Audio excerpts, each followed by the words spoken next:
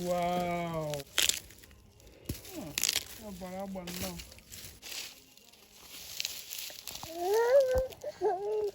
So guys, I'm going to be showing you guys how fufu is made from scratch in an African home. This is how our mothers make fufu from scratch. So as you can see, this is called cassava tubers. This is cassava tubers. Yeah. And let's proceed with the next step.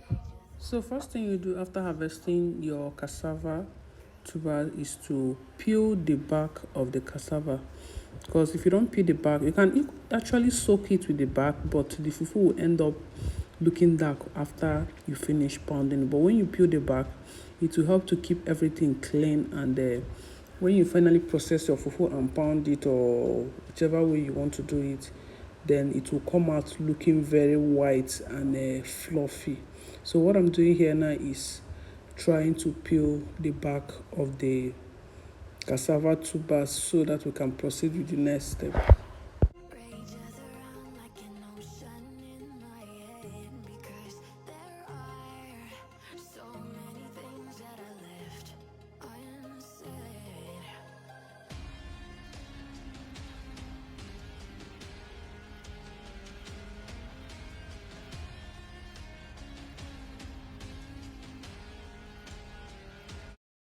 So how you peel the back of the cassava tuber is, when you get it, if it's too big, you just cut it into two, then try to cut a little part of it. You can see what I'm doing here now, and when you cut it, you will see that the back will naturally separate itself from the main fufu flesh, the cassava flesh. So what you just need to do is just to be putting your knife like you're plucking it out. You can see what I'm doing here now, so that it will be going out. You don't need to force this step, because naturally once you cut it, you will see the separation is just there. You just need to help it to like come out. That is what I'm actually doing here. You can see it.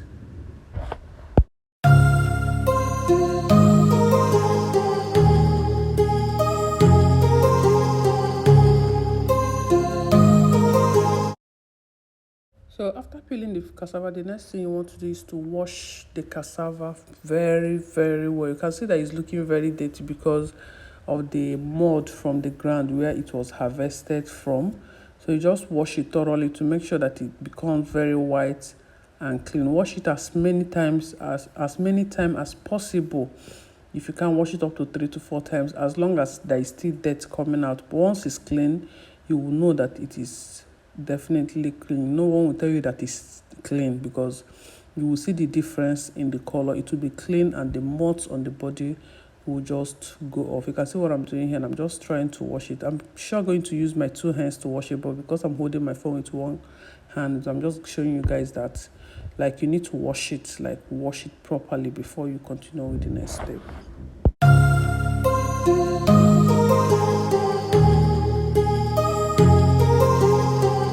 So this is the back that you peeled from the cassava stem.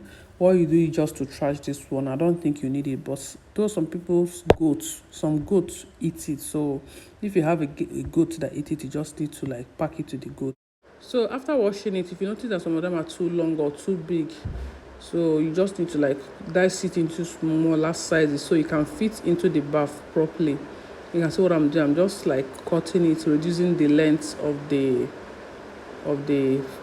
cassava that I just peeled now. So that's what I'm just doing. You can see what I'm doing here, just to reduce the length so that it will be able to fit into the bath. Then after that, I'll transfer it into a big bath or big bucket. You can use a bucket as well. You can transfer it into a big bath or big bucket.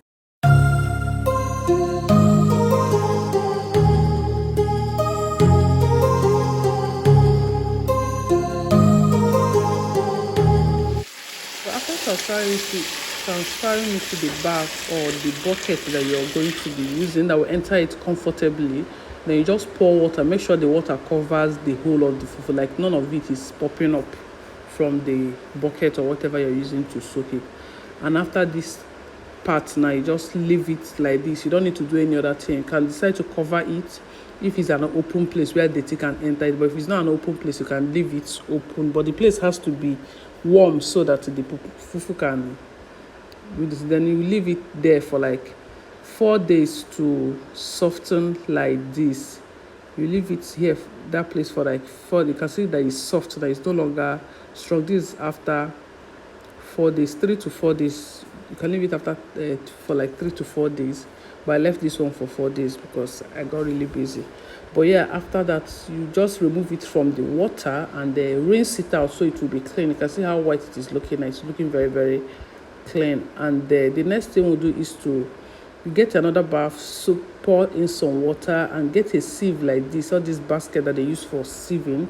And then you take part of the fufu, just take small portion of the fufu, put it inside the sieve and use your hand to pieces it inside the sieve and keep turning it inside the water so that the chaff, the fufu will separate from the chaff. I don't know if that makes sense. Just, you can see what I'm doing. Just watch me closely so you'll be able to see what I am doing. So just when you scatter the fufu with your hand, you dip it inside the basket. Make sure you're using one hand to hold the other end of the basket. If not, everything will pour into the bath and it will ruin the ones you have already made. So this is what you just continue to do.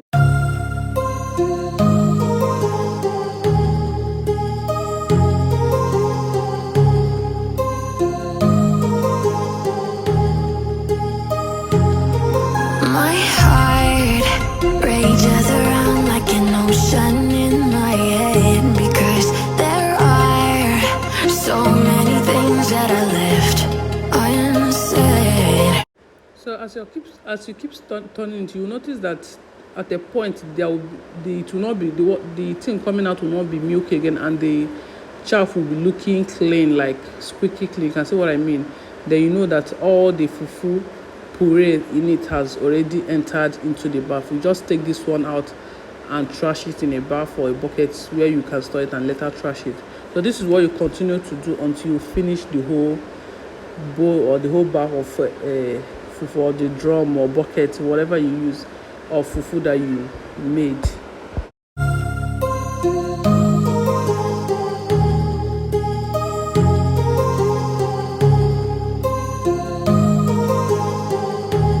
So if you're coming across this channel for the first time, my name is Noni. I'm a mom YouTuber based in Abuja, Nigeria. Please do me well to subscribe to the channel, click the bell notification so you don't miss any of my recent upload. And if you have been watching my video and you have not subscribed, sis, please subscribe. Bros, I beg you, subscribe. Subscribe is free of charge. It's actually free of charge. You don't need to pay any money, but it's just a way of supporting the channel and helping us to grow and encouraging us to make more videos like this. Thank you so much for subscribing. Don't forget to like the video as well, and let's keep watching.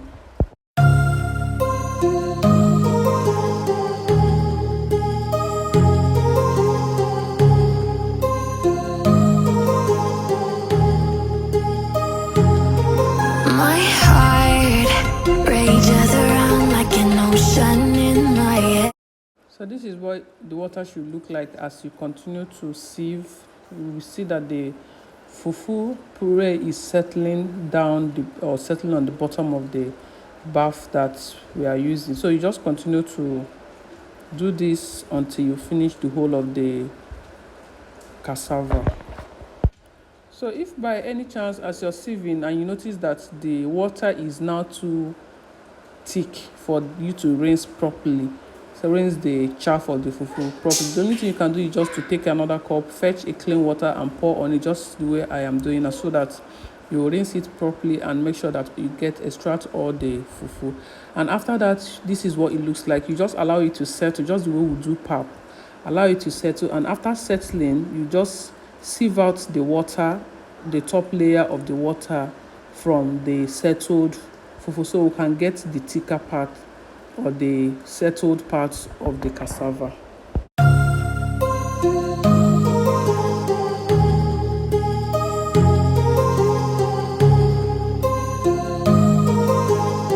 So after sieving, you just go ahead and scoop it into a bag. You can use the bag or this pap, the bag that you use for pap, or you can use normal rice bag, empty rice bag, wash it clean, and here I have a helping hand because I'm trying to scoop it, and it's getting too big for me to like hold and at the same time scoop. So my son is just helping me to hold the bag. So after scooping, this is what it should look like. So you just go ahead and tie the mouth of the bag and drop it where the water will be dripping out, so that the whole water will drip out for us to get the thicker paste of the cassava.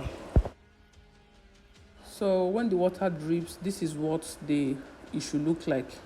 Here it has not completely dried, but at least here you can make from it the one you want to eat. So I'm just going to make small quantity of this so that you can see what it looks like. I'm not going to be doing a full tutorial on how to make it, but I'm just going to mix it with a little water to make it like paste like. Then I'll continue to stir it continuously on my gas so that it can cook properly, and we'll get the fufu that we're looking for. Yeah, this is what you just continue stirring it like this, continuously stirring it like that until you get this consistency. So this is the fufu at the end of the whole thing. I'm going to be making a video of the traditional African way of making fufu this way, so that you guys will also get to see what it looks like. I hope you enjoyed this video. I hope this video was helpful.